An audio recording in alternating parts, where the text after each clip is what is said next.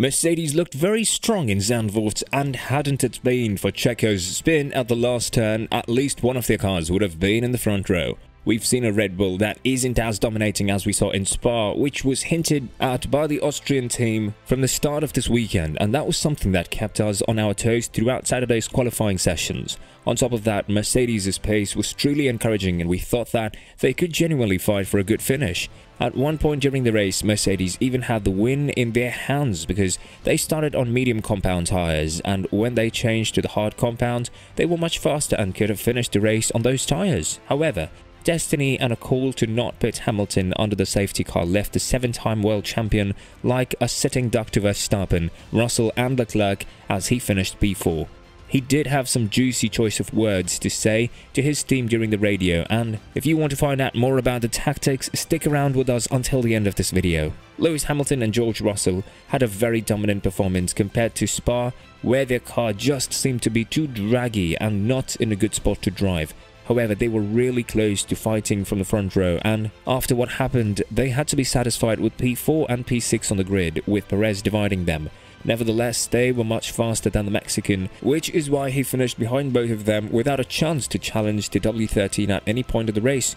The hope that Hamilton can fight for the win started on Saturday when Wolff said that hadn't it been for the Perez spin, Hamilton was destined for his first season pole position. Hamilton, however, denied these thoughts and said, "I think it's highly optimistic. I think that Verstappen and Leclerc were still a bit too quick, but I think the front row was possible. I'm much happier coming in this weekend and to have a car that's fighting potentially for a front row.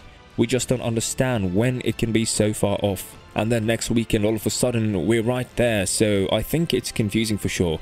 But there's positives to take from today, and I think if we hadn't have had the yellow flag, we would have been hopefully fighting for front row, so that's really positive," finished Hamilton. Indeed, Mercedes was truly inspirational on Sunday. They found a pace out of literally nowhere as their car was up there in the front, challenging for the win at one point. Keep in mind that Mercedes had a very good strategy too, something that made Verstappen question himself whether he can make it with his tactic and if they should change it mid-race. That hasn't happened so far in the season, at least not with Red Bull's main rivals Ferrari. There was one virtual safety car that, according to Wolff, was very controversial, and that was Tsunoda's one. He thought that it was done deliberately so that Verstappen could have one free pit stop because he was endangered by the pace of Hamilton, who was marching towards him on the hard compound tyres. This was at lap 49, and here both Mercedes drivers changed to medium compound tyres while Verstappen mounted the hard compound one. What's even more interesting is that 5 laps later, or at lap 55, safety car was forced by Valtteri Bottas, who stopped at the end of the main straight due to engine failure. This time Verstappen conceded his pole position as he pitted for a fresh set of soft tyres, and Russell asked for his own pit stop as he said that he also wants a fresh set of soft tyres. Hamilton was left leading the race with tyres that were just 5 laps old, and they were medium compound ones. He felt really aggravated that he didn't complete the pit stop because every other driver behind him had done the same. This is why Hamilton lost 3 positions at the race restart, falling from P1 to P4. He swore constantly on the radio, saying that his team had screwed him with the tactics. But he is also to blame in this position because we've seen that Russell was able to call for his own tactics. Why shouldn't Hamilton be able to do the same? After all, he is a 7-time world champion, and he should know a thing or two about these situations. He even lost the championship in the same manner, and right after the race, Wolff went to Hamilton to explain to him the strategy and why they chose to not pit him. He then talked to the media about this matter, saying, "We discussed in a moment, are we taking risk for the race win? Yes, we're taking risks," and he had a tyre that was 5 laps old from the medium. Holding position was the right thing to do. At the end, it didn't work out for him, but I'd rather take the risk to win the race with Lewis than finish second or third. The simulation said that Max would have come out 8 seconds behind us with 20 laps to go, but obviously he would have probably pitted on the hard at that time, and I think we would have had a fair shot to win the race. I said, "The win is on, tight but on," finished Wolff. Nevertheless, Mercedes failed to secure a P2 and P3 finish, which would have been their 3rd one this season after France and Hungary, and one that would have closed the gap dramatically to Ferrari, given the fact that Sainz was given a 5-second penalty for the pit stop, unsafe release, and finished P8, and Leclerc would have finished P4. The tactic of not pitting Hamilton was truly a weird one, and it was commented by Christian Horner, who said that the team had some worries prior to pitting Verstappen at one point.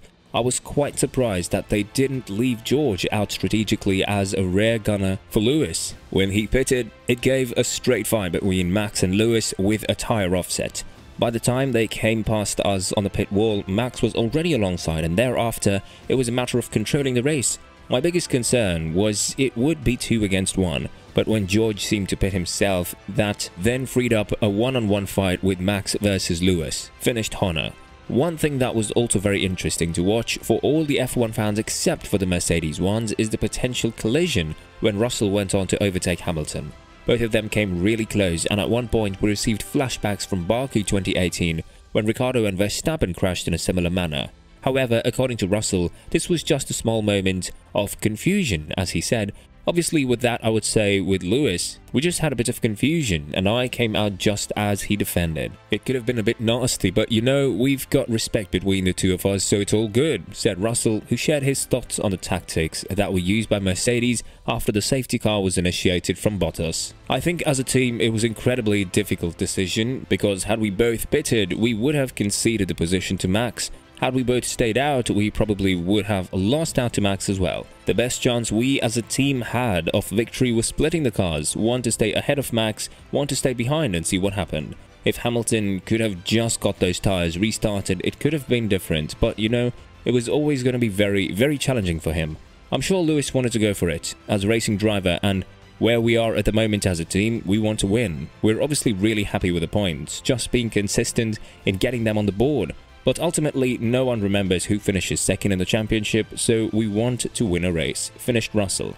Hamilton apologized to his team after the words he said on the radio, which only adds to the narrative that once you're in the cockpit, all alone on yourself, your feelings can't get over you since you have no idea what's happening on the other side of the team.